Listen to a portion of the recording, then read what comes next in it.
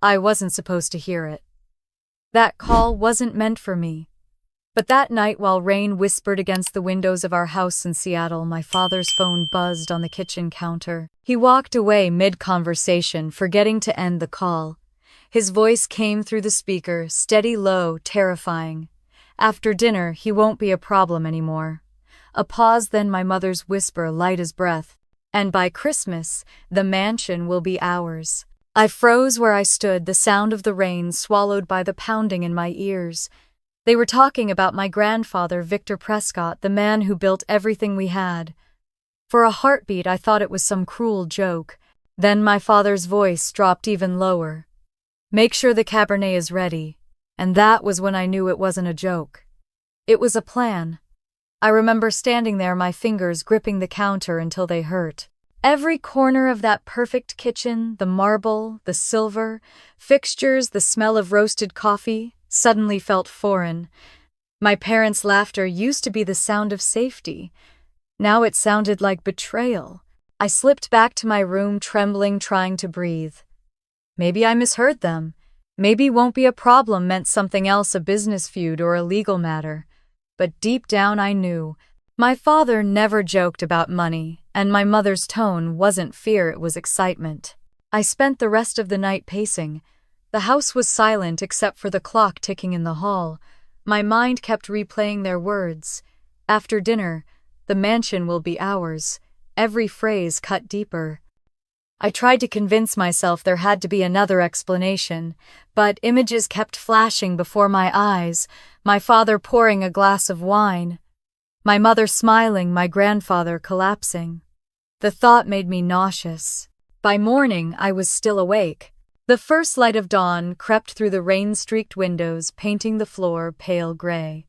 I stared at my reflection in the mirror, eyes, red face drained. I wanted to believe in my parents again, but I couldn't unhear the venom in their voices. Downstairs I heard them talking cheerfully as if nothing had happened. My mother humming while making breakfast, my father flipping through business reports. I sat at the table silent, studying them like strangers. Emma, my mother said sweetly, handing me a cup of coffee. Thanksgiving's next week. Your grandfather confirmed he'll come this year. Isn't that lovely? I forced a smile, my stomach twisting. Lovely, I murmured. My father glanced up from his papers. We'll make it special for him, he said. After all, it might be his last big dinner. The way he said last made my skin crawl. The day dragged on in unbearable normalcy. I followed their movements carefully, their lowered voices, the glances they shared when they thought I wasn't looking. When I walked past the study that afternoon, the door was half open. My father sat at his desk typing something. The words on the computer screen made my heart stop. Property title transfer, draft. I stepped back quickly, breath catching in my throat. That night I couldn't eat. My mother noticed. You're pale, sweetheart. Are you feeling sick? Just tired, I said, forcing my voice steady. She smiled, that practiced porcelain smile she wore at charity events. You'll be fine. We all need to rest before next week. It's going to be a very important dinner. Her words sent a chill down my spine. Later, I sat on my bed staring at my phone. Should I call someone? The police? No. I had no proof, only fragments of a conversation and a sinking feeling. If I accused my parents and was wrong, I'd destroy what little family we had left. But if I stayed silent and they were guilty, my grandfather could die because I said nothing. I walked to the window. Rain was falling again, heavy and relentless. In the reflection, I saw my face, pale and drawn, my eyes filled with fear. I whispered to myself, "You can't pretend anymore." The words hung in the air like a confession. I picked up my phone. My fingers trembled so hard I nearly dropped it. My grandfather's number was still saved as Grandpa V. I stared at it for a long moment, remembering the last time I'd seen him. His hand warm on my shoulder, his voice calm. Integrity isn't taught, Emma, it's tested. I hit call. The ringing seemed endless before his voice answered, calm and steady as always. Emma, sweetheart, it's late. What's wrong? My throat tightened. Grandpa, please don't come to Thanksgiving dinner. There was silence on the line, long and heavy. Why not? I swallowed hard, because Dad and Mom, they're planning something terrible. He didn't interrupt, didn't even sound surprised. Tell me exactly what you heard. So I told him. Every word, every whisper. When I finished, my voice broke. I know it sounds crazy, but he stopped me gently. You did the right thing calling me. I'm proud of you. You believe me, I whispered. Of course I do, he said softly. I've seen the way they look at me lately. Greed leaves fingerprints. Tears blurred my vision. Please, Grandpa, go somewhere safe. Don't come here. No, he said firmly. If I run, they win. I'll be there, Emma. But don't worry, I won't be alone. Not alone, who will you bring? I asked, desperate. He paused. Someone who knows how to handle the truth. And before I could ask more, he hung up. I stared at the phone in my hand, my heart racing. The silence of the room pressed against my chest. Outside, the storm grew louder, lightning flashing through the sky. For the first time, I realized this wasn't just a family secret. It was a battlefield forming quietly behind smiles and silverware. I sat down at my desk and opened my journal. The ink bled slightly on the page as I wrote, "If anything happens to Grandpa, I'll never forgive myself." The words looked too real. I closed the book, slid it under my pillow, and wiped my eyes. Downstairs, I heard laughter, my parents clinking glasses, their voices blending with the sound of rain. My mother's laugh rose practiced and sweet, followed by my father's deep chuckle. They sounded like people rehearsing happiness. I crept to the hallway, watching through the banister. They were sitting close, wine glasses half full, their faces glowing in the dim light. For a brief, cruel second, I saw the parents I used to know, the ones who tucked me in, who told me everything we had came from love and hard work. But now I saw the truth. Every piece of this house, every smile, every toast had been built on someone else's labor, someone else's trust. I returned to my room and sat in the dark. The storm eased outside, leaving a silence that felt heavier than sound. I thought about my grandfather's words, "I won't be alone." What did that mean? A lawyer, security, a friend. The unknown scared me almost as much as the plan itself. As the clock struck midnight, I whispered a promise to the darkness. I'll protect him, no matter what it takes. My voice trembled, but the fear in it turned to resolve.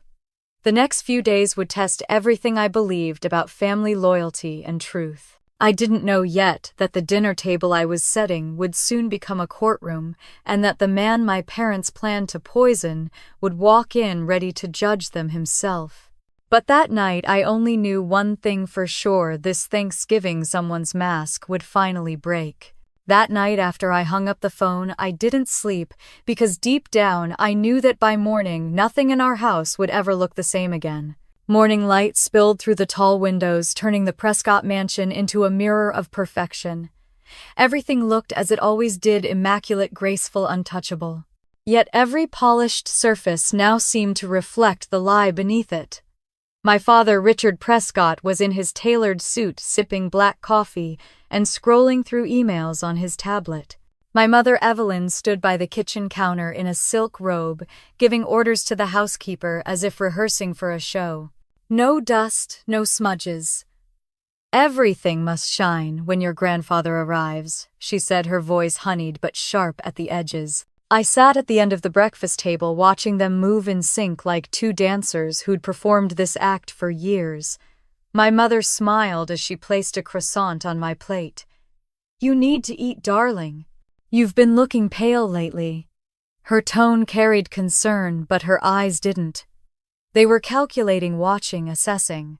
I nodded, trying to play my part. "I'm fine." My father glanced up from his tablet, his expression smooth. "Big week ahead," he said, as if Thanksgiving was just another corporate event. "Your grandfather's visit is an opportunity for all of us." "Opportunity," I repeated under my breath. The word hung between us like smoke. My mother leaned closer to him. "We'll make it perfect. He'll see we can handle the estate on our own." Handle, estate.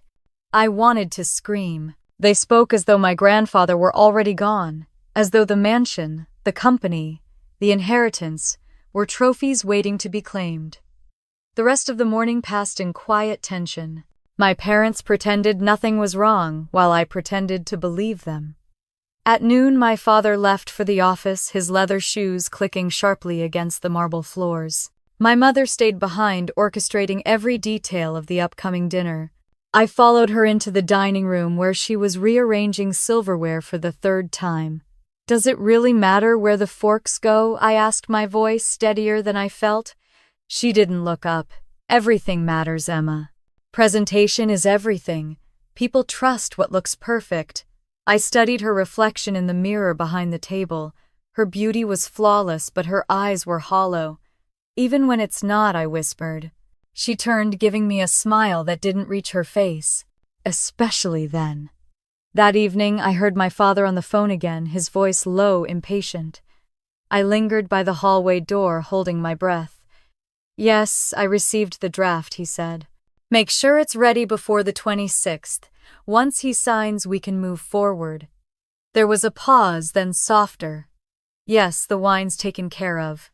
I pressed a hand to my chest, forcing myself to step back before he saw me. My legs felt weak. I walked into the living room, pretending to look at the family photos lined along the wall. My parents smiled, and every one of them on vacation, at charity galas, at the company's anniversary party. We looked like a family people envied. But behind the frozen smiles was a truth that now made me sick. After dinner, I retreated to my room. The city outside was drowning in rain again, the steady tapping on the windows almost comforting. I tried to convince myself I was imagining things, that I was exaggerating what I heard. But then I remembered the way my father said the wine's taken care of, and how my mother rehearsed every smile. The puzzle pieces fit too perfectly. A knock startled me. My mother peeked inside. "Can we talk for a minute?" I nodded, hiding my shaking hands under the blanket. She sat on the edge of the bed, smoothing the comforter, as if preparing for a photograph. "You know how much your grandfather means to this family," she began softly. "He built everything we have, but he doesn't trust us to continue his legacy. He thinks we're irresponsible." I stayed silent. "He's wrong," she continued, voice tightening. "Richard has worked for him for years, sacrificed everything, and yet your grandfather still treats him like a child. It's humiliating." I met her eyes. "And that justifies what you're doing." Her smile faltered. "What do you mean, the way you talk about him? The way Dad does?" She rose quickly, her tone sharpening. "Be careful, Emma. You don't know what you're implying." "Yes," I said quietly. "I do." She stared at me for a moment too long, then smoothed her hair and said coldly, "You've been spending too much time alone. Stop overthinking. Focus on making this dinner beautiful. Your grandfather will be proud of you." When she left, I sat frozen. My pulse thudded in my ears. They didn't even bother denying it. Later that night, I crept downstairs. The mansion was silent except for the hum of the refrigerator. The wine cellar door was slightly open. I stepped inside, the air cool and dry, filled with the scent of oak and aging grapes. My father's handwriting was on the small tags tied to each bottle. I ran my fingers along the labels until I found it Cabernet Sauvignon, 1986 Reserve. A small black X marked the neck of the bottle. I reached for it, then froze when I heard footsteps above. I quickly replaced the bottle and slipped out. Back in my room, I tried to breathe. My hands smelled faintly of dust and cork. My parents were sleeping below, unaware that their secret had fingerprints, now mine. When morning came, I didn't sleep. I pretended everything was fine. My mother busied herself with guest lists and decorations. My father held long phone calls behind closed doors. At lunch, he looked almost cheerful. The caterers confirmed, he said, "The table will be set for 8. Thanksgiving dinner will be perfect. Perfect." The words stabbed at me again. That evening, as the sun dipped low, I heard them whispering in the study. My mother's voice carried through the half-closed door. "She'll pour the first glass. He trusts her. It'll be poetic." My father's reply was colder than I'd ever heard it. "Good. It's fitting she serves the last drink he'll ever taste." I stumbled back, my throat burning, a cry stuck behind my lips. I wanted to run in, to scream, to beg them to stop, but my legs wouldn't move. I stood in the hallway, shaking until their voices quieted. When I finally returned to my room, I sat on the edge of my bed, numb. I could hear my heartbeat in my ears. I realized then that they weren't just pretending anymore, they were rehearsing for murder. I opened my laptop and stared at the blank screen. I thought of calling the police, but what would I say? That my parents were planning to kill my grandfather based on a conversation and a marked bottle. No one would believe me. I needed proof. I needed a plan. The rain started again, soft but steady. Outside my window, the city lights blurred like tears. I whispered to myself, if I can't stop them, I'll make sure he knows. That night I recorded a short voice memo describing everything: the call, the wine, the bottle with the black X. I saved it under a random name and emailed it to myself just in case. Then I sat back and listened to the quiet house. Downstairs I heard my mother humming again. The tune was cheerful, almost festive. My father joined her, laughing softly. To anyone listening, we were the picture of happiness. But I knew the truth. The mansion was spotless, glowing under its golden lights, every corner polished to perfection. It was beautiful, yes, but it wasn't a home anymore. It was a stage, and the actors were ready. As I turned off my light, I whispered a silent promise. If they go through with it, I'll expose them. Outside, thunder rumbled over the city, echoing like distant applause. And somewhere in that storm, I felt the first stirrings of courage, the kind that comes when love is gone, and all that's left is truth. That night, as thunder rolled over Seattle, I realized pretending wouldn't protect anyone anymore. If I wanted to save my grandfather, I had to start uncovering the truth myself. 3 days before Thanksgiving, I woke to the sound of muffled voices drifting through the floorboards. My parents were arguing again, the kind of whisper fight that carried more venom than volume. I crept halfway down the stairs and listened. "We can't delay this any longer," my father said, his tone tight. "Once he signs the transfer, everything's ours. I'm done waiting for his approval." My mother's voice followed, low but steady. "He'll drink the wine. He always does. It's tradition." My stomach twisted. Tradition. The word, once comforting, now sounded poisonous. When their voices quieted, I slipped into the kitchen. On the counter sat 2 bottles of Cabernet. They were identical, except for one small difference: on the neck of one, drawn with the faintest black marker, was a single X. I touched it, heart hammering. Footsteps. I turned just as my mother entered, her silk robe trailing behind her like smoke. "Couldn't sleep?" she asked, her tone casual. "I was just getting water," I said, quickly moving aside. Her gaze flicked to the bottles, then back to me. She smiled, the kind of smile that belonged on a stage. "You'll pour your grandfather's wine this year, won't you, sweetheart? He trusts you more than anyone." My throat tightened. "Sure," I managed. "Good girl," she said, and walked away humming. The sound followed her down the hall, sweet and horrifying all at once. When I could breathe again, I leaned against the counter. The air felt colder. That bottle with the black X burned in my mind like a scar. By morning, I knew I had to be sure. I left the house pretending to run errands, but headed straight downtown to a small wine shop on the corner of 4th and Elm.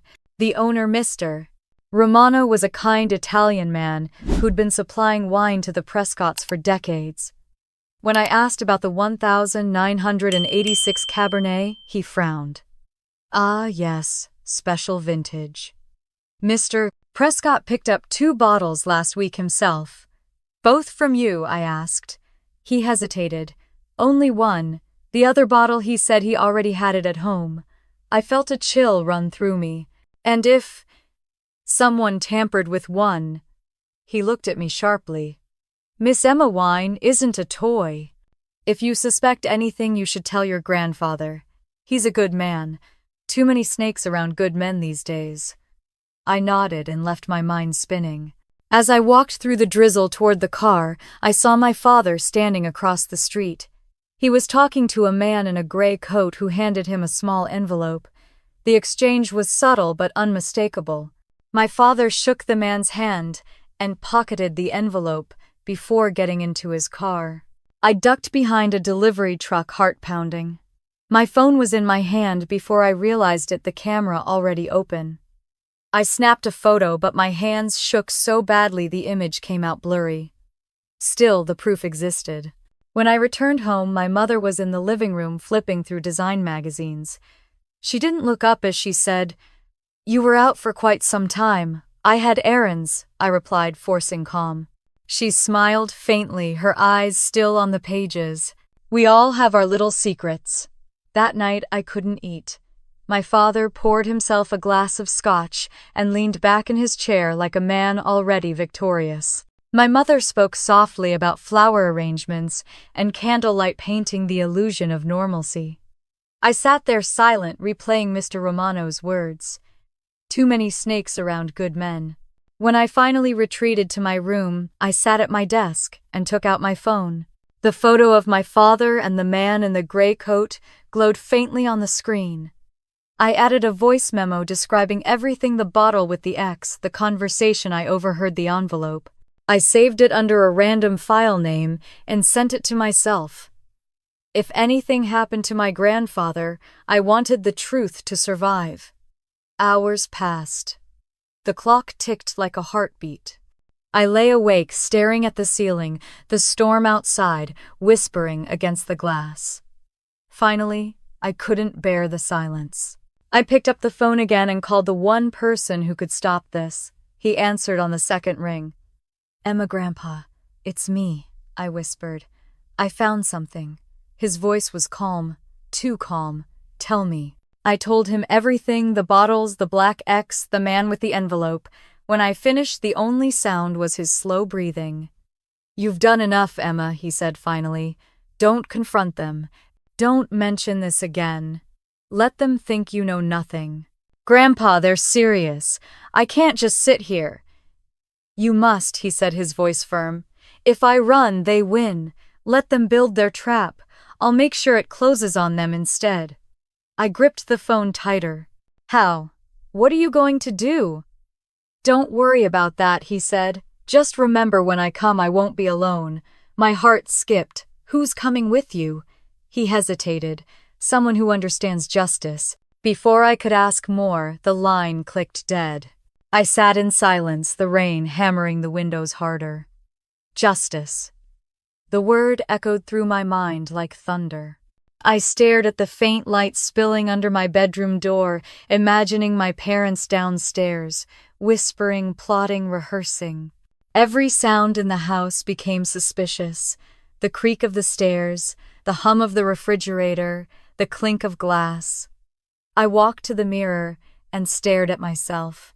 I looked nothing like the confident daughter in the family portraits. My reflection was pale, haunted, older somehow. I whispered, "If they try anything, he'll be ready." Saying it out loud was the only way to make myself believe it. At midnight, I went downstairs for water. The dining room was half lit, the chandeliers reflecting faintly off the polished table. In the middle of it sat a folder, my father's handwriting across the top: property transfer final draft. I didn't dare touch it. I simply stood there, heart racing, as if the paper itself could explode. Then I heard footsteps from the hallway. I darted into the shadows beside the cabinet. My father entered, phone in hand, muttering under his breath. "After dinner, everything changes," he said quietly, before disappearing into his office. I waited until the sound of the door closing faded, then slipped back upstairs. In my room, I turned off the lights and sat in darkness. The storm had quieted, but inside me, everything still raged. I opened my journal again and wrote just one sentence. "The house is pretending to sleep, but it's wide awake." Somewhere in the distance, thunder rolled. I closed my eyes and whispered into the dark, "Please, Grandpa, be ready." Outside, the mansion stood gleaming beneath the storm clouds, beautiful, deceitful, alive. Inside, my parents slept soundly, dreaming of wealth and ownership. But I knew the truth.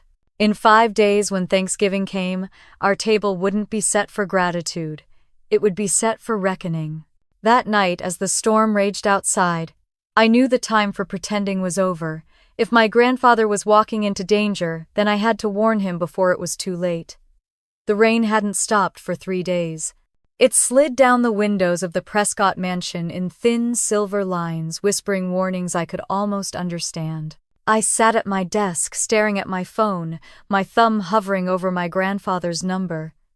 I'd already called him once and he'd told me to stay quiet. But every hour that passed made it harder to obey. Downstairs, I could hear my parents talking in low, cheerful voices. The sound of their laughter floated up the stairs like perfume, sweet but sickening. I pressed the call button before I could lose my nerve. He answered immediately. Emma, his voice was calm, as if he'd been expecting my call. "Grandpa," I whispered, "they're still talking about it. The dinner, the wine, everything. You have to promise me you won't come." There was a pause, heavy and deliberate. Then his tone changed, softer but iron beneath it. "You did the right thing telling me. I'm proud of you. Please listen to me," I begged. "You don't understand how serious this is. They mean it. They want your inheritance, your company, your house. They think they deserve it." "I understand better than you think," he said. "But if I run, they win. Let them believe they're in control. I'll come to Thanksgiving, Emma. But don't worry." My voice broke. "Grandpa, I won't be alone." And just like that, he hung up. I sat there clutching the phone, listening to the soft hum of the rain. The words kept echoing in my head, "I won't be alone." What did that mean? A lawyer, a friend, the police I didn't know, and that terrified me even more. When I went downstairs, my parents were sitting in the living room watching the fire. The glow of the flames painted their faces gold, almost angelic. My mother was smiling. "Your grandfather called earlier," she said casually. "He confirmed he'll be here for Thanksgiving." "Isn't that wonderful?" I forced a nod. "Wonderful." My father grinned, eyes gleaming behind his glasses. "Everything's going according to plan." My stomach dropped. They didn't notice. They were too busy toasting each other glasses, clinking softly. That night, I didn't sleep. I lay awake, listening to the house, settle the creaks, the sighs, the distant hum of the wind. I thought of my grandfather's calm voice and the cold certainty in my parents' tone. It felt like I was trapped between two storms, and one of them was coming straight for me. The next morning, I found a text message on my phone from an unknown number. "Do not delete the recording. Keep it safe." My blood ran cold. I looked around my room, half expecting someone to be watching me. Who had sent that? Was it Grandpa or someone working with him? At breakfast, my parents were unusually bright. My mother wore pearls even though she wasn't going anywhere. My father hummed as he buttered his toast. The smell of coffee filled the kitchen, warm and deceptive. My mother looked at me. "You should wear something nice for dinner, Emma. Maybe that blue dress your grandfather bought you last Christmas." "I will," I said, trying to sound casual. My father smirked. He always had good taste. Too bad he never used it when choosing his heirs. They both laughed. I didn't. When they left the room, I pulled out my phone and rechecked the voice memo, making sure it was still saved. I forwarded it to my email again, then hid my phone under a stack of books.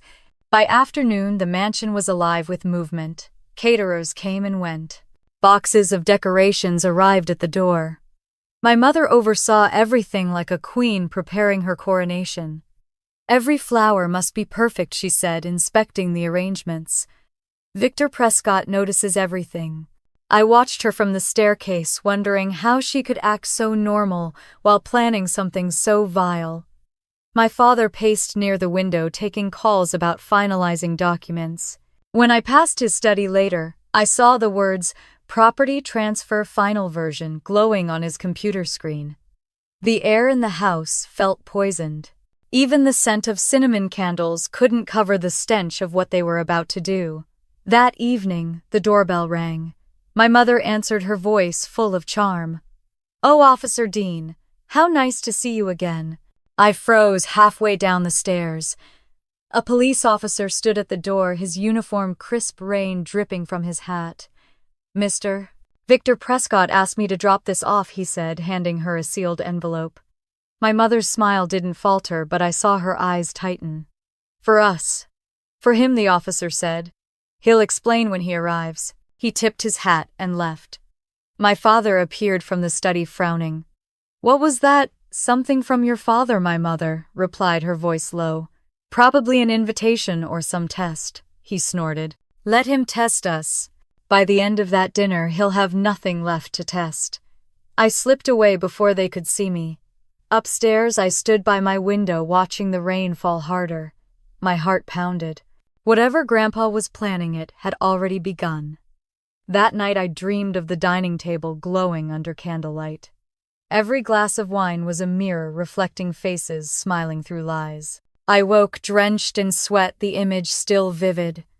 The next day came like the eye of a storm, eerily quiet. My mother called the caterers one last time.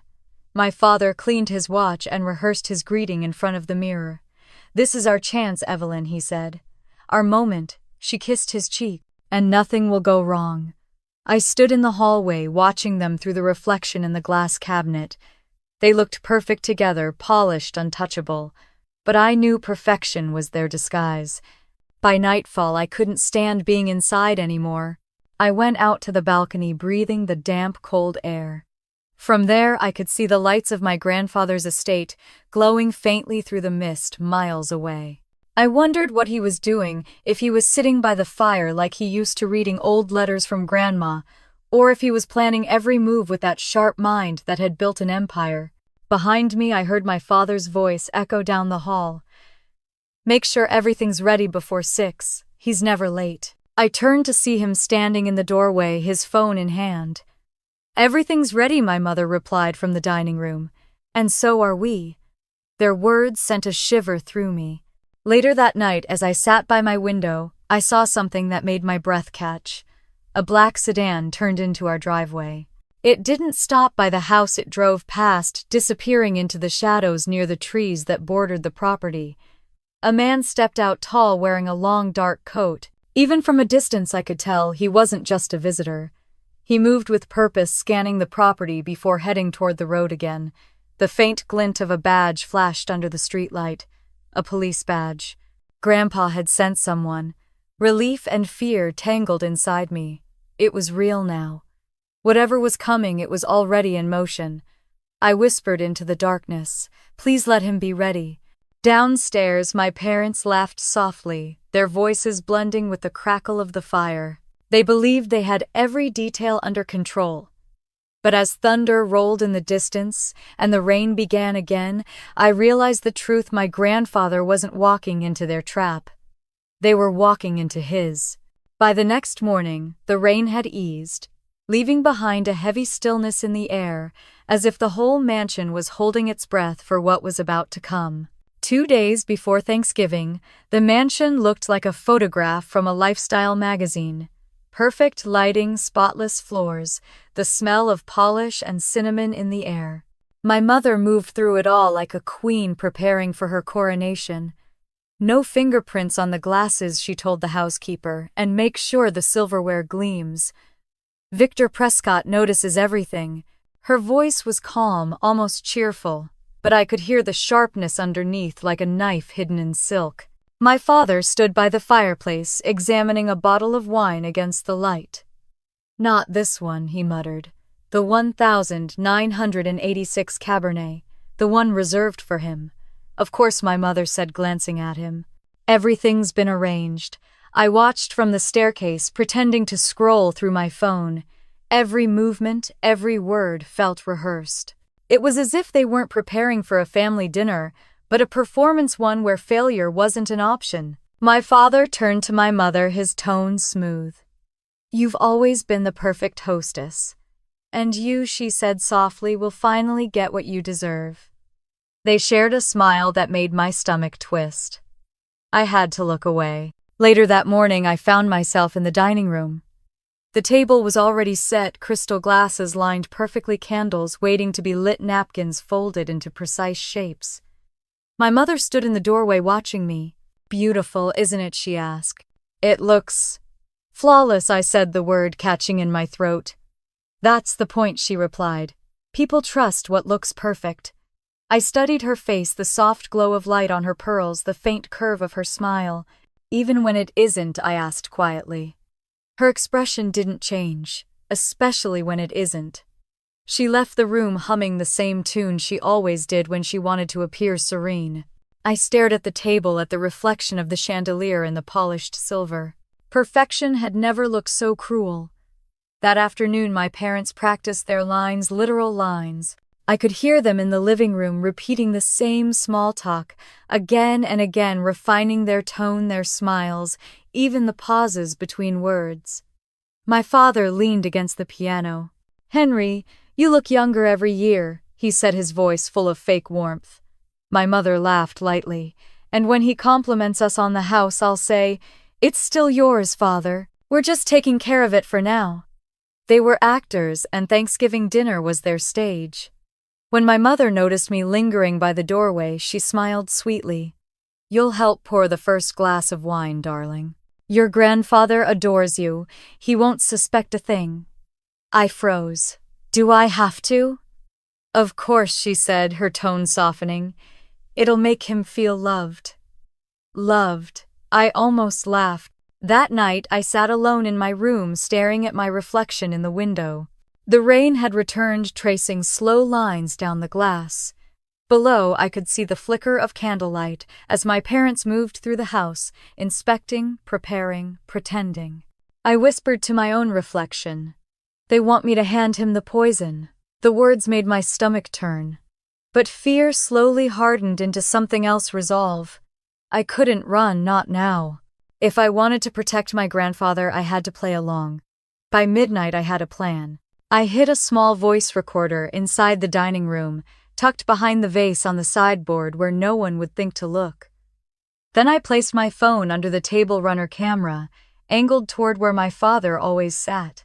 If they wanted to perform, I'd record every word of their final act. When I returned upstairs, I found my mother in the hallway adjusting a painting on the wall. She looked at me with that same smooth smile. "Can't sleep?" "Just checking the decorations," I said quickly. "You've been nervous lately." Her eyes softened in a way that used to comfort me but now felt like poison. "You'll see, Emma. After this dinner, everything will finally be peaceful." "Peaceful?" I asked, my voice barely above a whisper. She nodded. "Yes. Once he's gone, we can all breathe again." I swallowed hard, forcing myself to nod. "I can't wait." She kissed my forehead and went to bed. The touch of her lipstick lingered like a brand. The next morning, the house buzzed with activity. My father was giving orders to the caterers while my mother inspected the floral arrangements. The walls echoed with the sounds of silver clinking and footsteps rushing across marble floors. I stood by the window, staring at the gray sky. "Tomorrow," I whispered, "it ends." In the afternoon, my father joined my mother in the dining room. They walked around the table, adjusting plates, straightening chairs. "It has to look effortless," my father said. "It already does," she replied. "We just have to smile." Their words made my skin crawl. At one point, my father looked at me. "Are you ready for tomorrow, Emma?" "I think so," I said carefully. He smiled, but his eyes were hollow. "Your grandfather always said the Prescotts know how to host a memorable dinner." When they left, I exhaled shakily. The walls seemed to close in the chandeliers above, glinting like watchful eyes. That night, I couldn't bring myself to eat. The smell of roasted turkey and spices filled the air, but everything tasted like ash. My mother noticed. "You're quiet," she said gently. "I'm just tired," I murmured. "You'll feel better tomorrow," she said. "It's going to be a perfect evening." Perfect. Always that word. I waited until they went to bed. Then I slipped into the dining room one last time. The candles were unlit, the table pristine, the air still. I stood there, staring at the empty chairs, imagining where everyone would sit. My grandfather at the head of the table, my father beside him, my mother across from me. I whispered into the silence, "Tomorrow everything changes." For a moment, I thought I heard an answer. A creak in the hallway, a soft thud from upstairs, but it was only the house settling into sleep. I walked to the cabinet and opened the door where the wines were stored. There it was, the 1986 Cabernet, the bottle marked with the faint black X. My fingers hovered over it, trembling. I wanted to pour it out to destroy it, but I couldn't. If I did, they'd know. Instead, I closed the cabinet, whispering, "Not this time." Back in my room, I looked out the window. The rain had stopped. The city was quiet, the streets reflecting pale moonlight. For the first time in weeks, I didn't feel afraid. I felt ready. Downstairs, the grandfather clock struck midnight. 12 slow, deliberate chimes. By this time tomorrow, my parents would either be celebrating their victory or facing the truth they'd buried under fine wine and silverware. I whispered, "Tomorrow the truth sits at our table." And in that silence, the mansion held its breath, waiting for the storm to come. By the time dawn touched the edges of the city, the mansion was spotless and silent again. Too silent, as if it already knew that Thanksgiving night would change everything. Thanksgiving Day dawned cold and bright, the kind of deceptive sunshine that made the world look peaceful, while everything inside you trembled. The Prescott mansion shimmered with light. Chandeliers sparkled, polished silver gleamed, and the air smelled of roasted turkey and deceit. My mother was in her element, giving final orders to the staff. "Everything must be perfect," she said, adjusting the flowers in the center of the table. "No mistakes." From my place by the window, I watched her move through the room, graceful, precise, terrifying.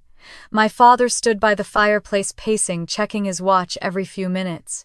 "He's never late," he muttered. "He loves to make an entrance but never late." I looked down at the table, the same table where in a few hours my family would sit pretending to love one another. My hands shook as I adjusted a napkin, forcing myself to breathe. "Emma," my mother said, her voice suddenly bright, "go upstairs and change. Wear the blue dress. You'll pour your grandfather's wine when he arrives." I swallowed hard. Of course, her smile was soft, too soft. Good girl. I went upstairs, the blue dress waiting on my bed like a costume. As I zipped it up, I caught my reflection in the mirror, my face pale, my eyes hollow. I didn't look like myself anymore.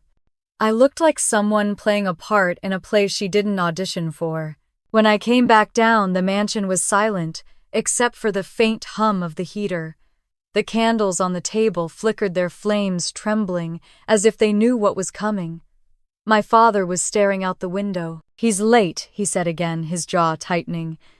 "He's testing us," my mother replied. "He wants to make us wait." I stood in the doorway, my heart pounding. "Maybe traffic," I said weakly. They didn't answer. Then at exactly 6 o'clock, headlights swept across the long driveway. A black car rolled through the iron gates, the crunch of tires on gravel echoing through the cold evening. My father straightened his tie. My mother smoothed her dress. "Showtime," she whispered. When the doorbell rang, my father crossed the foyer and opened it with rehearsed charm. But the moment the door swung wide, his smile froze. My grandfather stood there, tall and steady in his gray overcoat, his silver hair glowing under the porch light. His expression was calm, but his eyes carried the quiet power of a man who already knew the ending of the story. Behind him stood two people. One was a woman in a navy suit, her dark hair neatly pinned back, a lawyer by the look of her. The other was a broad-shouldered man, wearing an earpiece and an expression that could stop a storm. "Richard," my grandfather said evenly, stepping inside. "Evelyn, it's been too long." My father forced a laugh. "Security for dinner, really, Dad?" "Can't be too careful these days," my grandfather said lightly. "Family can be unpredictable." The words landed like stones. My mother smiled, brittle and bright. "Well, come in. Dinner's ready." Grandpa Victor handed his coat to the housekeeper and looked around the room, his gaze drifting over the table, the glasses, the bottle of Cabernet waiting by the decanter. Then his eyes found mine. He gave the smallest nod, barely there, but enough to steady me. The air in the dining room felt charged, heavy, as if even the walls were listening. We took our seats, my grandfather at the head of the table, my parents opposite him, and me caught between two worlds. The lawyer, whose name he introduced as Miss Nora Fields, sat quietly near the end. The man in the suit, Derek, stood by the door like a shadow. Dinner began with polite conversation, the kind that scratches against silence but never fills it. My mother asked about the weather, my father mentioned business. My grandfather listened occasionally, smiling, his eyes giving away nothing. So he said, finally slicing his turkey with deliberate calm, "I hear the Seattle office is still struggling." My father froze with his fork halfway to his mouth. "It's under control," he said quickly. "These things take time. 30 years, if I'm not mistaken," my grandfather murmured. "That's quite a bit of time." The silence that followed was suffocating. Even the ticking of the clock seemed too loud. My mother cleared her throat, her smile twitching. "Let's not talk business tonight, Henry. It's Thanksgiving." "Of course," he said, dabbing his mouth with a napkin. "Let's talk about family instead." He turned to me. "Emma, why don't you pour the wine? You've always had such a steady hand." My heart skipped. I rose from my chair, picking up the bottle from the sideboard. The glass felt cold and heavy in my hand. I poured carefully, the deep red liquid filling each glass. When I reached my grandfather, he raised a hand. "Allow me," he said softly, taking the bottle from me. He poured his own glass and then almost casually switched it with my father's. It happened so smoothly that no one noticed except me. My breath caught and I glanced at Miss Fields. Her eyes flicked up for a moment, acknowledging the exchange, before returning to her plate. We ate in silence for several minutes. The food was perfect, the setting flawless, but every bite tasted like fear. Finally, my grandfather set down his fork and spoke again. "You know," he said slowly, "your mother used to say Thanksgiving was about gratitude, about appreciating what we have, not taking what isn't ours." My father's smile faltered. "We appreciate everything you've given us," he said quickly. "Don't we, Evelyn?" "Of course," my mother said, her voice too bright. My grandfather nodded. "Good, because I've been thinking a lot about legacy lately. About who deserves to carry it forward." He looked at me. His gaze was warm, steady. "Emma has integrity. She doesn't lie. She doesn't steal." The air crackled. My father's hand tightened around his knife. "What exactly are you implying?" he asked. "I'm not implying anything," my grandfather said. "I'm simply reminding you that greed has consequences." My father laughed, but there was no humor in it. "You've always loved your little speeches, haven't you?" "Only when they're necessary," my grandfather replied.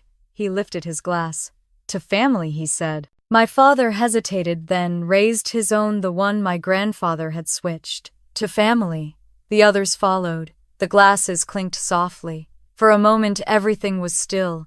Then my father blinked, his expression flickering. What did you do?" My grandfather smiled faintly. "Nothing serious. Just a taste of what trust feels like when it's poisoned." My father's face drained of color. He gripped the edge of the table. What did you put in my glass?" "Relax," my grandfather said calmly. "It's only a mild sedative. You'll be fine in a few minutes. I wanted you to understand something before we continue." My mother shot to her feet. "Henry, this is insane. Is it?" he asked quietly. "Or is it justice?" Her voice trembled. "You can't prove anything. Actually," he said, nodding toward Miss Fields, "I can." She pressed a button on the tablet beside her plate. A sound filled the room, the unmistakable echo of my parents' voices. "That old man won't last a day after our Thanksgiving surprise," my father said on the recording. Then my mother's laugh followed. "By Christmas, the mansion will be ours." The words filled the air like smoke. My father stared speechless. My mother covered her mouth, her eyes wide. My grandfather leaned back in his chair. "I told you, Richard. I'm not alone." I watched them crumble in silence, my heart breaking and steadying at the same time. The chandeliers above swayed gently, their reflections trembling across the glasses. Dinner was over, but the reckoning had just begun. As my father's face turned pale and my mother's voice broke into desperate denials, I realized the dinner was no longer a performance. It was the moment their masks finally began to crack. For a long moment, no one moved. The sound of my father's heavy breathing filled the room, his eyes darting from my grandfather to the glowing tablet where his own voice played back his crime. The chandeliers hummed faintly above their light, trembling over the half-empty glasses. My mother's hands shook as she tried to smile. "Henry," she whispered, her voice barely holding together, "this is cruel. You're misinterpreting everything." My grandfather leaned back slowly, the faintest hint of a smirk touching his lips. "I'm not misinterpreting anything, I'm just listening." He gestured to the tablet. "That's your voice, isn't it, Richard? The one plotting my death between courses of Cabernet and greed." My father's chair scraped against the floor as he stood up. "You set us up. You've always been manipulating me, controlling every piece of my life. You drove me to this." My grandfather's tone stayed cold, almost pitying. "You were already there, son. I just refused to look away this time." Evelyn turned to me, eyes wide and desperate. "Emma, tell him this isn't what it looks like. He's twisting everything." I met her gaze, my voice trembling. "I can't, Mom. I heard you. I heard both of you." Her breath caught. The lie she'd been clinging to finally broke. My grandfather reached for his glass, turning it between his fingers. "You spent years rehearsing affection, polishing this house until it gleamed like virtue. But love doesn't shine through lies." Richard's face flushed, beads of sweat forming at his temple. "You don't know what it's like to live under you," he spat. "You think you're righteous, but you've controlled everything, every cent, every decision. You never trusted me." "Trust is earned," my grandfather said, "not stolen." The air between them burned with years of resentment, all the unspoken words that had festered behind polite smiles and forced dinners. Richard's breathing grew unsteady. "What did you put in that glass?" he demanded. "A mild sedative," my grandfather replied calmly. "I wanted you to feel the weight of helplessness just for a few minutes." "Consider it education?" Evelyn gasped. "You poisoned your own son." "I taught him a lesson he was about to teach me," Victor said evenly. "The difference is that he'll live to learn from it." My father's legs gave out and he sank into the chair, his head in his hands. The faint tremor in his fingers betrayed more than fear, it was guilt. Across the table, my mother reached for his arm. "We can fix this," she whispered, but he shook her off, eyes dull. Victor turned toward Miss Fields. "You have the rest." She nodded and tapped the tablet again. The next clip began video footage from the mansion's security cameras, showing Richard meeting a man in a gray coat near the back gate, exchanging an envelope. My mother's voice overlapped in the background from another clip recorded in the kitchen. "Once the toast is done, everything changes." The evidence was undeniable. My mother's lips trembled. "Where did you get that I didn't need to?" my grandfather said softly. "Emma gave me enough. The rest revealed itself." The sound of my name made them both turn to me. My father's eyes were raw with betrayal. "You did this." "I saved him," I said quietly. "I saved his life." "You stupid, ungrateful girl," he hissed. "You ruined everything." My grandfather's voice cracked like thunder. "No, Richard, you ruined yourself." The words cut through the air. My father fell silent. For a moment, all I could hear was the faint ticking of the clock and the soft crackle of the fireplace. Then my grandfather pushed his chair back and stood. His voice was steady, commanding. "This house used to be a symbol of integrity. You turned it into a lie." He nodded toward Miss Fields. She reached into her briefcase and pulled out a folder, placing it in the center of the table. "As of this morning," she announced, "Mr. Victor Prescott has legally transferred ownership of the Prescott Mansion, as well as related estates, into a charitable foundation, the Prescott Foundation, under the management of Miss Emma Prescott." My mother's face drained of color. "You gave it to her," not gave, my grandfather corrected. "Entrusted. I built this empire on integrity, not greed. Emma understands that." My father rose shakily to his feet. "You can't do this. You can't erase your own bloodline." Victor's gaze hardened. "Blood without honor is nothing," Evelyn sobbed. "Please, Henry, this isn't you. You can't throw us away like garbage. He looked at her with quiet sorrow. I'm not throwing you away. I'm freeing the family from the rot you both created. My father slammed his fist against the table. You're not God.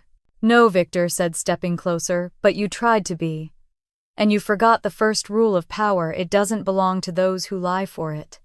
Evelyn covered her face, her shoulders shaking. The silence that followed was unbearable.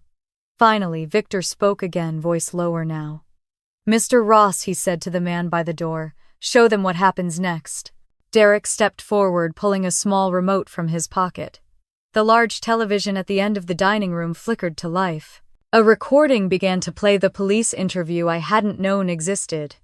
A detective's voice spoke off-screen. Mr. Victor Prescott, you mentioned you felt threatened by your son and his wife. Victor's voice came through clearly. Yes, but I intend to let them reveal themselves before taking action. The detective asked, do you have witnesses or evidence? Both my grandfather had said. The video ended. He looked back at my parents. I called the police before dinner just in case. They'll be here soon. Evelyn gasped. You can't do that. This is family business.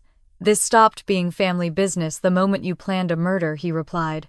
A knock came from the front door. Sharp, I jumped. Richard turned pale. You called them? My grandfather nodded once. They'll take it from here. Outside, I could hear voices, footsteps on the porch, the low hum of radio chatter. Evelyn's voice broke. Please, Henry, please don't do this. We can explain we were desperate. Desperation doesn't excuse evil, he said quietly. The door opened.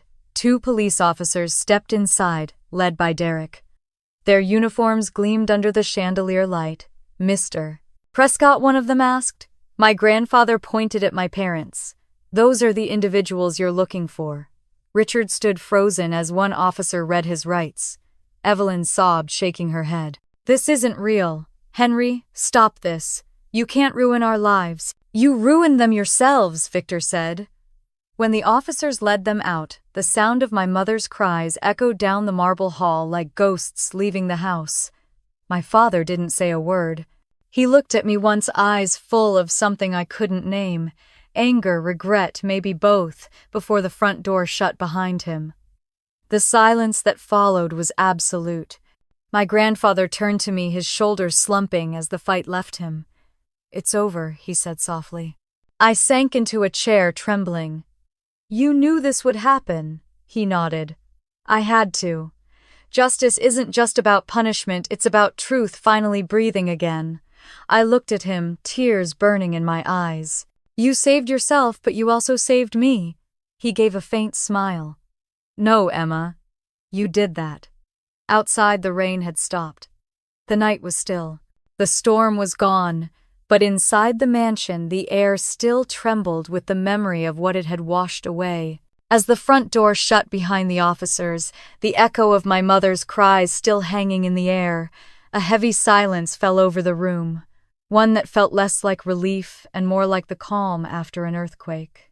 The room was silent, except for the faint ticking of the grandfather clock and the shallow rhythm of my father's breathing. The echo of the recording lingered in the air, twisting the space between us into something sharp and heavy. My grandfather stood at the head of the table, calm but unyielding, his presence filling the room like judgment itself. My father's eyes darted between the tablet and my grandfather. That recording, it's fake, he said hoarsely. You doctored it. Miss Fields didn't even look up as she spoke. The recording has been verified by an independent forensics team. Timestamp, waveform, and metadata all authentic. My mother's hand trembled as she reached for my father. Richard, say something, she whispered. Fix this. There's nothing to fix, my grandfather said. His tone was quiet, but it carried the weight of finality. You both made your choice the moment greed became more important than blood. Richard slammed his fist against the table, rattling the silverware. You don't get to talk about family, old man. You never treated me like a son, just a pawn in your empire. My grandfather's expression softened, but only for a moment. I treated you like potential. You chose to become a disappointment. Evelyn stood suddenly, tears streaming down her face. We didn't mean to hurt you. We were desperate, Henry. We were trying to survive. Survive, Victor repeated. You live in a mansion. You drive cars worth more than most people's homes. Don't pretend desperation, it's an insult to those who truly know it. She sobbed harder, clutching the edge of the table. We just wanted freedom. He leaned forward, his voice low and cutting. Freedom from what accountability? My father glared at him. You're a hypocrite. You built your empire on power and manipulation. You think you're better than us, but you're just afraid to die with nothing.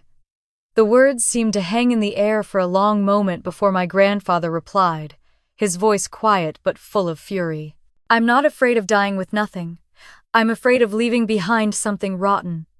He straightened his gaze icy. And that's what you've become. My father's chest rose and fell rapidly. You don't mean that. I mean every word, my grandfather said. The air grew thick. Even the candles seemed to flicker lower. Then Miss Fields stood, her calm presence slicing through the chaos. Mr. Prescott, she said to Victor, shall we proceed? He nodded once. She opened her briefcase, pulling out several documents neatly bound with ribbon. As of this morning, she began the Prescott Mansion. The properties under the family trust and associated business holdings have been legally transferred into the Prescott Foundation, a charitable trust managed by Miss Emma Prescott. My mother gasped, her hands flying to her mouth. You gave it to her. Not gave, Victor corrected. Entrusted. Evelyn's voice cracked. She's just a child. My grandfather looked at me, his expression softening. She's the only one in this family who remembers what integrity feels like. My father staggered backward, disbelief etched into every line of his face.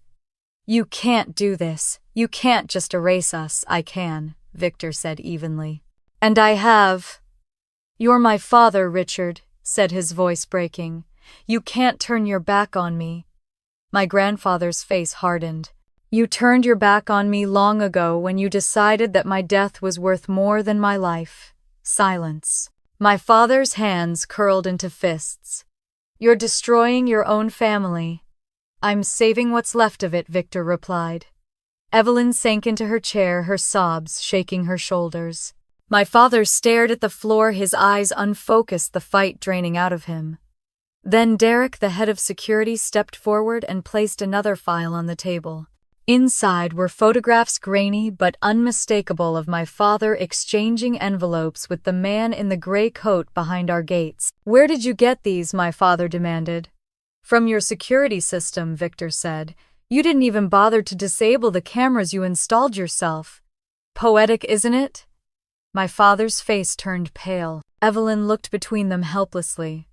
Please, she whispered. We can fix this. Just don't call the police. My grandfather turned toward her, and for the first time there was real sadness in his eyes. Evelyn, the police are already on their way. Her lips parted, but no sound came out.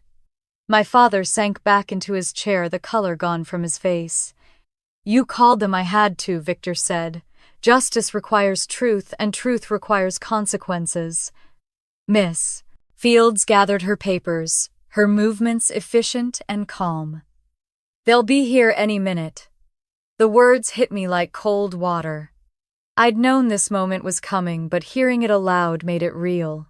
I looked at my parents, the people who'd raised me, who'd taught me to say please and thank you, who'd smiled at me across 100 dinner tables. And now they looked like strangers drowning in the wreckage of their own choices. My father's voice broke the silence. You think this will make you righteous, Henry. You think humiliating us will make you a better man. My grandfather's tone didn't change. It's not about humiliation. It's about balance, about showing that even the powerful are not untouchable. Evelyn stood shaking her head. No, this isn't justice. This is vengeance. Maybe they look the same from where you're standing, Victor said, but they're not. Then, from somewhere in the distance, came the sound of engines and tires on wet gravel. Red and blue lights flashed faintly through the curtains. My father looked up sharply. Oh, God! Evelyn's voice rose, panicked. Henry, please don't do this. Victor didn't answer.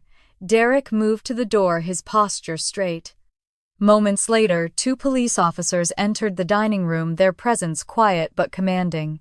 "Mr. Victor Prescott," one asked. My grandfather nodded. "Right here." The officer's gaze shifted to my parents. "Are these the individuals you mentioned in your report?" "Yes," Victor said. "My son Richard Prescott and his wife Evelyn Prescott." My mother's sobs turned to pleading.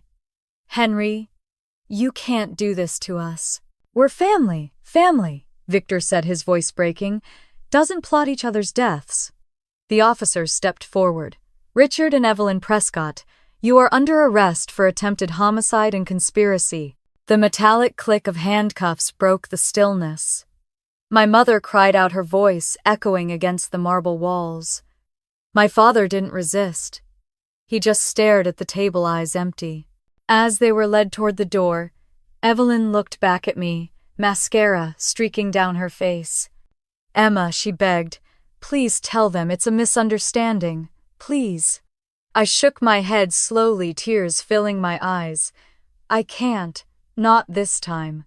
The front doors opened and cold air rushed in, carrying the scent of rain and justice. My father turned his head one last time, his voice raw. "You think you saved him, Emma. But you destroyed us." I swallowed hard. "You destroyed yourselves." When the doors closed, the sound echoed through the mansion like a final judgment. My grandfather lowered himself back into his chair, his strength seeming to drain away. "It's over," he murmured. "It's finally over." I moved to his side and took his trembling hand. "You did what you had to do." He looked at me with weary eyes. "No," he said softly. "I did what they made me do."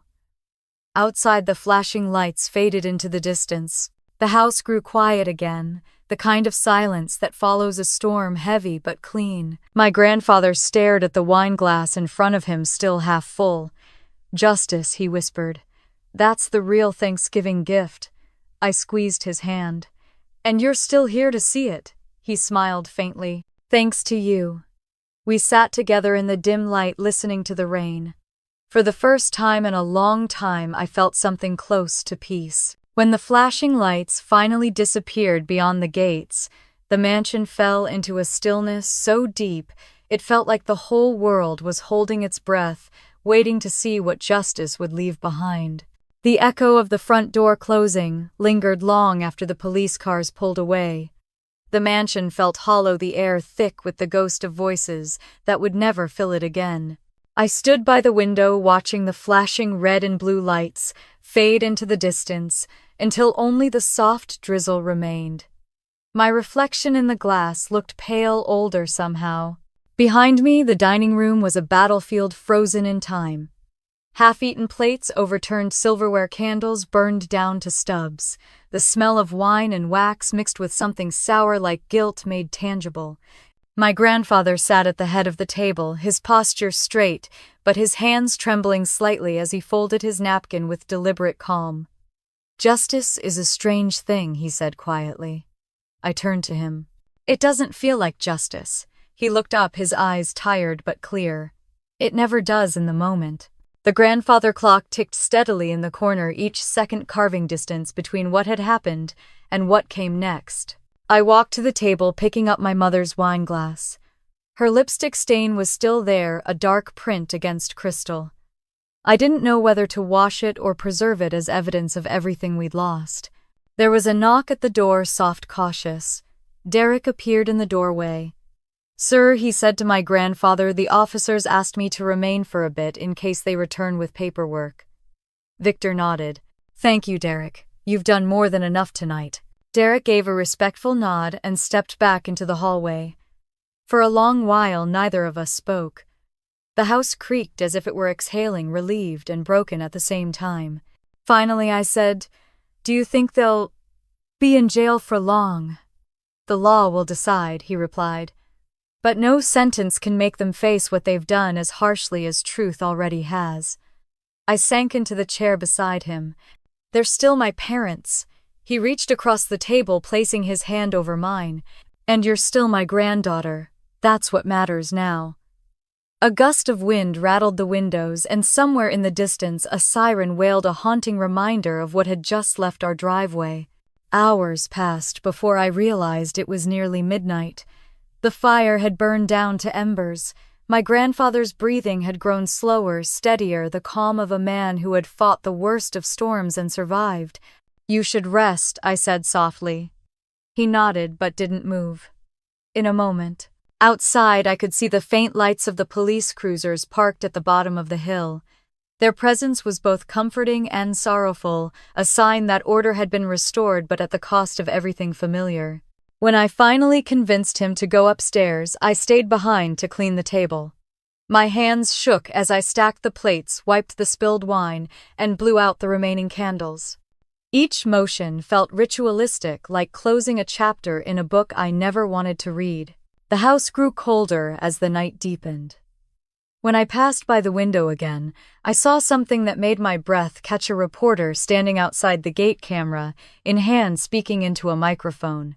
By morning the story would spread, and I was right. When I woke a few hours later, the world already knew. Billionaire Victor Prescott survives family poison plot. The headline flashed across every screen, every news alert. My phone buzzed nonstop, messages from friends, old classmates, even journalists pretending to be concerned acquaintances. I turned off the phone and went downstairs. The smell of coffee drifted from the kitchen. My grandfather sat at the table reading the morning paper, his expression unreadable. "They printed it," I said quietly. "They always do," he replied. "People love tragedy, especially when it wears a suit and a family name." He folded the paper and set it aside. "But we're not going to hide, Emma. The truth isn't shameful. It's painful, but it's ours." I nodded, though part of me wished he'd tell the world to stop looking. By afternoon, reporters had gathered outside the gates. Camera flashes glinted off the iron bars like lightning. Derek managed the situation, keeping them back, but I could still hear their questions echoing faintly. "Mr. Prescott, did your son confess? Will there be charges? What happens to the inheritance now?" I wanted to cover my ears. My grandfather stood by the window, his back straight, his hands behind him. "Let them ask," he said. "They'll move on soon enough. They always do." Later that day, a detective returned to the house. He was tall and composed, his uniform damp from the drizzle outside. "Miss Prescott," he said, removing his hat, "we've processed the evidence. There's enough to charge them with attempted homicide and conspiracy. The recordings, the documents, even the wine sample, they tell a clear story." My grandfather nodded solemnly. "And their sentence, that's up to the court," the detective said, gently. He glanced at me. "But without your granddaughter's quick thinking, sir, we might be telling a very different story today." My grandfather looked at me, his expression softening. "She saved more than my life," he said. "She saved what little decency this family had left." The detective smiled faintly and gathered his files. "We'll keep you updated. For now, rest." When he left, the house felt both safer and emptier. That evening, the phone rang again. This time, it was the district attorney's office. They offered my grandfather the option of pressing for a full trial or allowing a plea deal. "They'll likely confess," the voice on the other end said. "If you agree, we can avoid the spectacle." My grandfather thought for a long time before answering. "A trial won't bring me peace," he said finally. "Let them confess. Let them live with what they've done." After he hung up, he turned to me. "Justice doesn't always mean punishment, Emma. Sometimes it means knowing when to stop fighting." I didn't know how to respond. I only nodded. That night, I walked through the mansion room by room, turning off the lights. Every room told a story: the living room, where they'd laughed over champagne; the study where my father had typed the transfer documents; the dining room where everything had ended. Each space was heavy with echoes. When I reached the main hallway, my grandfather's voice called softly behind me. "Emma." I turned. He stood at the top of the stairs, the light from the chandelier catching the silver in his hair. "You were brave," he said. "Braver than I could have been at your age." "It doesn't feel like bravery," I whispered. He nodded slowly. "It rarely does." I smiled weakly. "It feels like loss." He stepped down one stair, his voice steady. Sometimes you have to lose what's rotten to save what's worth keeping. His words followed me long after I went to bed. Outside rain began again, soft and steady, washing the city clean. The next morning, sunlight filtered through the curtains brighter than it had been in days. The house was quiet but not hollow anymore, just resting. I found my grandfather in the library reading by the fire. He looked peaceful, the paper folded neatly on the table beside him. I poured him tea and sat across from him. "Do you think it'll ever stop hurting?" I asked. He smiled faintly, staring into the flames. "No. But someday it'll stop defining you." I didn't realize I was crying until he reached out and handed me his handkerchief. We sat together in silence, letting the warmth of the fire replace the chill of everything we'd endured. For the first time since that terrible night, I believed him. Maybe justice wasn't loud. Maybe it didn't come with applause or headlines. Maybe it was just two people sitting quietly, finally able to breathe again. By the next morning, the storm had passed, but its silence remained, the kind that settles after truth has finally torn everything open. Morning crept in through the heavy curtains, soft and gray, touching every surface of the dining room like a memory that refused to fade. The table was still set the way we'd left it, plates untouched, glasses, half-full candles melted into puddles of wax. I stood in the doorway for a long time, unable to step inside. It felt wrong to disturb it, as though the ghosts of last night were still sitting there staring at one another in silence. From the kitchen came the faint clatter of dishes. My grandfather was already awake. I found him at the table with a steaming cup of tea, his reading glasses perched on his nose. He looked smaller somehow, not weaker, just quieter, as if the weight of the night had finally settled over him. "Did you sleep?" I asked. He smiled faintly. I closed my eyes, but my mind didn't rest. Mine neither, I admitted, sitting across from him. For a while, we just listened to the rain tapping softly against the windows. The house, once filled with echoes of laughter and secrets, was now heavy with silence. Yet that silence felt honest, like the first breath after confession. By noon, the phone began to ring. The first call was from a neighbor, concerned, curious, pretending not to be nosy. The second was from a journalist. The third from someone claiming to be a family friend who just wanted to check in. My grandfather ignored most of them. When he did answer, his tone was steady, polite, distant. "We're fine," he said each time. "We're moving forward." I turned on the television briefly, but the headline made my stomach twist. "Billionaire Victor Prescott survives alleged poison plot by family members." Beneath it was a photo of our house taken through the front gates, sometime before dawn. The caption read, "A night of betrayal behind mansion walls." I switched it off. "You don't need to hide from it," my grandfather said gently. "Let them talk. The truth doesn't need defending." "Doesn't it?" I asked. "It feels like they're rewriting what happened before the ink's even dry." He leaned back in his chair. "People see what they want to see. But truth is patient. It survives gossip." In the afternoon, there was a knock at the door. Derek opened it to reveal a detective, the same one from the night before. His uniform was damp from the drizzle outside, his face composed. "Mr. Prescott," he said respectfully, "we've confirmed the evidence. There's enough to charge both suspects with attempted homicide and conspiracy. Between the recordings, the documents, and the bottle, it's an open and shut case." My grandfather nodded, his voice calm. "And they've been transferred to the county facility," the detective said. "We expect their lawyers to request a plea deal." My heart squeezed. "What happens next?" He looked at me with something like pity. "The system will take its course, Miss Prescott. It always does." When he left, I walked to the window and watched the patrol car roll away. Outside, the street was empty except for the press vans, still waiting beyond the gate, hungry for another angle. By evening, the mansion smelled of tea and rain. My grandfather and I sat by the fireplace, the flames flickering over the photographs on the mantel. One picture caught my eye, my father as a teenager grinning with his arm around my grandfather. There was pride in that photo, a sense of closeness that seemed impossible now. "I used to think that photo would always make me happy," I said softly. Now I can barely look at it." He nodded, his gaze distant. "The hardest part about justice is that it doesn't heal what it breaks. It just stops the bleeding." I thought about that for a long time. "Do you think they'll ask for forgiveness?" "They already have," he said, setting his teacup down. "Their lawyers called this afternoon."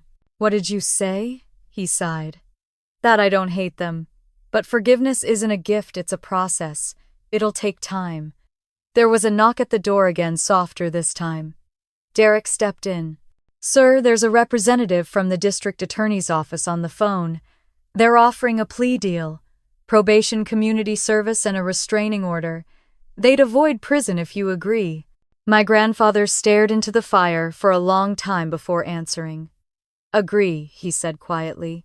I looked at him in shock. "But after what they did, how can you?" He met my eyes. "Because I want this to end without hatred. I've seen what vengeance does, Emma. It eats the person who carries it." His words sank into me like stones. Later that night, we received confirmation the plea was accepted. 3 years probation, 200 hours of community service at a senior home, no contact with either of us for 5 years. The tabloids called it lenient. But I knew better. It wasn't mercy. It was consequence, quiet and permanent. After the call, I walked into the dining room again. It looked different now, smaller somehow. The same room that had held so much deceit now felt hollow, stripped of illusion.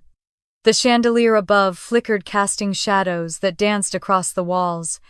I ran my fingers along the polished table and whispered, "It's over." But the words didn't feel real. My grandfather joined me, standing beside the chair he'd sat in the night before. "You know," he said softly, "I never wanted it to end like this. But truth doesn't ask for permission, it demands a place to stand." He pulled the chair out and sat down, his voice lower now. "For years I thought protecting this family meant keeping secrets. I was wrong. Protecting them meant exposing the truth before it destroyed us completely." I sat across from him, resting my hands on the table. "Do you regret it?" "No," he said after a pause. "Only that it took this long." The fire crackled in the next room, and for a moment the light caught the framed certificate of the Prescott Foundation on the wall, the one his lawyer had prepared days before. "Tomorrow," he said, "we'll start again. The foundation will stand for something better than this name ever did." I nodded, blinking back tears. "You think people will believe in us again?" He smiled faintly. "They don't have to, we'll just show them." Later that night I helped him to bed. He seemed lighter, as if a burden had finally slipped from his shoulders. "You should rest too," he said. "The hard part's over." But as I walked back downstairs, I wasn't sure it was. I looked around the house, the portraits, the crystal, the silence, and wondered how long it would take before this place stopped, feeling like a crime scene. Before turning off the lights, I paused in the doorway to the dining room one last time. The table was empty, but in my mind I could still see everything. My father's glass, my mother's trembling hands, my grandfather's calm defiance. The storm had ended, but its echo lingered in every corner. I whispered, "We'll rebuild it, Grandpa, I promise." And as I stepped away, the last of the candles flickered out, leaving only the faint glow of the embers in the fireplace, soft, steady, and alive, like the fragile peace that had finally begun to take root. 2 weeks later, the headlines had faded, but the consequences hadn't, and that was the day we walked into the courthouse to face what was left of our family. 2 weeks later, the city courthouse in downtown Seattle buzzed with noise. The air was cold, sharp with winter's edge, and the steps outside were crowded with reporters clutching cameras and microphones. Inside, the marble halls echoed with footsteps and whispers. My grandfather and I walked side by side, the sound of our shoes steady and slow. He wore his usual dark suit, a wool coat draped over his shoulders.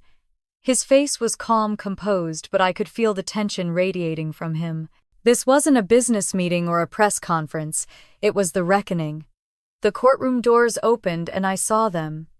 My parents sat at the defense table, both dressed in plain gray attire, their eyes hollow. My mother's hair was pulled back, her hands clasped tightly in her lap. My father looked older, thinner, as if the last 2 weeks had drained every trace of arrogance from him. When they saw us enter, my mother's gaze flickered hope, shame, something between the two. My father didn't look up. We took our seats in the front row behind the prosecution. Miss Fields sat with us, organizing her files with meticulous care. Derek stood near the back, his arms crossed, silent but watchful. The judge entered, a tall woman with silver hair and a stern presence. Court is now in session for the state of Washington versus Richard and Evelyn Prescott, she announced. The room quieted instantly. The district attorney began to present the case. The recordings, the documents, the photographs, all laid out in neat, damning order. My father's voice filled the room again, echoing through the speakers. After dinner, he won't be a problem anymore. Every word struck like a hammer. My mother flinched when her own laughter followed. By Christmas, the mansion will be ours. The people in the gallery shifted uncomfortably, a few murmurs rippling through the crowd. I couldn't bring myself to look at them. I stared at the floor, instead my fingers clenched together so tightly my knuckles ached. Then the prosecutor called me to the stand. My legs felt weak as I walked forward, swearing the oath before taking my seat. My voice trembled at first, but steadied as I spoke. I told them about the call I'd overheard, the bottle with the black X, the whispers at night, the fake smiles. I told them everything. When the prosecutor asked, "Why did you come forward?" I hesitated for only a second before answering. Because I love my grandfather. And because love means protecting someone even when it destroys what's left of your family. A silence followed, heavy, respectful. The defense attorney stood. Miss Prescott, do you understand that your testimony condemns your parents? I understand, I said quietly. But they condemn themselves. When I stepped down from the stand, my grandfather met my gaze. His eyes shone not with pride, but with sorrow and relief. The rest of the day unfolded like a slow confession. The lawyer for the defense argued desperation, misunderstanding, emotional instability, every excuse imaginable. But none of it could erase the evidence. The judge listened without expression, her pen tapping softly against the desk. Finally, as the clock neared 4, the judge spoke. I have reviewed the plea agreement and the evidence presented. The defendants have confessed to planning to harm Mr. Victor Prescott. Considering the circumstances, I hereby sentence Richard and Evelyn Prescott to 3 years probation, 200 hours of community service at a senior care home, and a 5-year restraining order preventing contact with Mr. Prescott or Miss Emma Prescott. The gavel struck once. Court adjourned. The murmurs started immediately. Reporters scribbled notes. Flashes from cameras lit up the hall. I barely heard any of it. My mother's quiet sob filled the air behind me. My father stared straight ahead, his jaw locked, his eyes empty. My grandfather rose slowly. I turned to him. Are you okay? He nodded, though his expression was unreadable. Justice isn't joy, Emma. It's clarity. As we left the courtroom, a reporter stepped forward. Mr. Prescott, how do you feel about the verdict? He paused, his voice calm but firm. Justice was served. That's all anyone should feel. Do you forgive them? Another called out. He glanced at me before answering. Forgiveness isn't forgetting, he said. It's choosing peace over anger. Outside, the air was cold and bright, the city streets glistening after a light morning rain. Snow threatened in the clouds overhead. My grandfather stopped on the courthouse steps and took a deep breath, the first free one in what felt like years. Let's go home, he said quietly. On the drive back, neither of us spoke much. The car wound through the familiar hills leading to the mansion, the winter sun setting behind us. I watched the sky fade from gold to violet, thinking about everything we'd lost and everything we'd saved. When we reached the gates, reporters were still gathered there, but Derek kept them back. My grandfather didn't even look at them. He simply walked inside, his hand brushing against the old oak doors as though greeting the house after a long absence. Inside, the fire was already burning, casting soft light across the walls. The warmth felt different now, less like comfort and more like survival. We sat by the hearth, the sound of the flames filling the silence. After a while I asked, "Do you think they'll change?" He looked into the fire for a long time before answering, "Maybe. But even if they don't, we have to." I nodded slowly. "What happens now?" "Now," he said, "we rebuild." He turned toward me then, his expression softer. "You showed courage when I couldn't. I spent my whole life building this family on wealth. You reminded me what really matters." Tears blurred my vision. I didn't feel brave. "Bravery isn't the absence of fear," he said gently. "It's doing what's right while you're afraid." The clock struck 6. Outside, snow began to fall soft and silent, covering the world in white.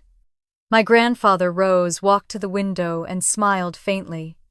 "It's cleansing," he murmured. "A new start." I joined him, watching the flakes drift down through the golden light. For the first time in weeks, the mansion didn't feel haunted. It felt empty in the best possible way, like it was waiting for something good to return. He turned to me, resting a hand on my shoulder. "The Prescott name was once a symbol of greed," he said. "You'll make it stand for truth." I swallowed the lump in my throat. "I'll try." "You already have," he said. We stood there for a long time watching the snow. Outside the gates, the world still buzzed with gossip and headlines, but inside those walls, everything was finally still. That night, before going to bed, I passed by the study. The folder that once held the transfer papers was gone, replaced by a new document framed on the desk, the Prescott Foundation. Underneath in small print it read, "Integrity builds legacy." I smiled. In the quiet of the house, I whispered to the air, to the walls that had witnessed everything we did it. And somewhere deep inside me, I felt the mansion exhale the sound of a story ending and a new one beginning. A month after the sentencing, as the first snow began to fall over Seattle, the mansion felt different, quieter, lighter, as though it had finally exhaled after years of holding its breath. A month after the verdict, winter settled over Seattle completely. The city was quiet beneath its blanket of snow, and the Prescott mansion stood still against the white hills like a monument that had finally found peace. The chaos was gone. No reporters, no flashing lights, just silence and the faint hum of the fireplace that had survived every storm. That morning, I woke to the smell of pine and cinnamon. Downstairs, my grandfather was in the living room hanging a wreath on the mantel. "You're up early," he said without turning. His voice sounded lighter, almost boyish. "I couldn't sleep," I said, smiling faintly. "The house feels different." "It is," he replied. "For the first time in years, it's honest." I joined him by the fireplace. The Christmas tree stood tall in the corner, dressed in silver and white. The ornaments shimmered in the morning light, and at the top was the same star my grandmother used to hang every December. "She'd like this," I said softly. He nodded. "She'd like you more. You have her courage." The words warmed me more than the fire. I handed him another ribbon for the wreath. "Are you sure you want to host the foundation event here?" After everything, he smiled. "Especially after everything. This house saw greed and betrayal. It's time it saw generosity again." The Prescott Foundation launch had been his idea. A charity for students and seniors funded through the very fortune my parents had once tried to steal. When the announcement went public, people expected it to be a publicity stunt, but the applications poured in faster than anyone predicted. For the first time, the Prescott name was being spoken with gratitude instead of scandal. That afternoon, the Grand Hall was full again, but this time, it wasn't with deceit or tension. Volunteers moved between tables, arranging name cards, photographers set up equipment, and a few local reporters waited quietly for interviews. My grandfather stood near the entrance, shaking hands with donors and smiling in that calm, unshakable way only he could. When he spotted me, he waved me over. "Emma," he said proudly, "meet Mr. Wilkes from the university board. He'll be helping us select scholarship recipients." Mr. Wilkes smiled warmly. "Your grandfather tells me this was all your idea." I laughed nervously. "He gives me too much credit." Victor's eyes softened. "Not nearly enough. As guests filled the room, I stepped aside for a moment to take it all in. The same marble floors that had witnessed so much darkness now glowed under the soft lights. The chandeliers sparkled, reflecting laughter instead of fear. It felt like redemption had taken physical form. When the speeches began, I stood beside my grandfather as he took the microphone. This family, he said, voice steady, was nearly destroyed by greed. But one act of courage reminded me what our name should stand for. The Prescott Foundation exists not to rewrite our past, but to build a future worthy of forgiveness. People clapped softly. I glanced at him, tears pricking the corners of my eyes. After the event, when the guests had left and the lights were dimmed, I found him sitting by the fire with a cup of tea. "You were incredible," I said. He chuckled. "I've given enough speeches in my life. This one finally meant something." We sat in silence for a while, watching the fire crackle. The snow outside reflected the warm light from the windows, casting golden patterns on the ground. "Do you ever miss them?" I asked quietly. He didn't answer right away. "Every day," he said finally. "But missing them isn't the same as wanting them back. They'll have to find their own way, Emma, just as we did." I nodded. "Do you think they ever will?" He smiled sadly. "Maybe. But even if they don't, that's not our burden to carry." Later that evening, he handed me a small velvet box. "What's this?" I asked. "Open it." Inside was an old brass key with a tag engraved Prescott Foundation. "It's yours," he said softly. "The foundation, the mansion, the work, it all belongs to you now. I've done my part. It's your turn to lead." "Grandpa, I can't." "You already have," he interrupted. "You stood for truth when everyone else chose comfort. That's leadership." Tears welled up in my eyes. I threw my arms around him, holding on tightly. "I don't know what to say." "Say nothing," he murmured. "Just promise me you'll keep this house full of light." "I promise." We sat there together, the glow of the fire flickering over the family portraits above the mantel. My parents' faces stared down from one of them, caught in a happier time, a reminder of who they once were before greed took hold. For the first time, I didn't look away. Outside, snow began to fall again. The city below glimmered with holiday lights, and the quiet hum of life carried through the night. I felt something deep and steady inside me, peace. As the hours passed, my grandfather dozed in his chair, the key to our family's rebirth resting in my hand. I looked at the fire, remembering everything, the call I wasn't meant to hear, the wine, the confrontation, the truth. It all led here, to this moment of stillness, to survival.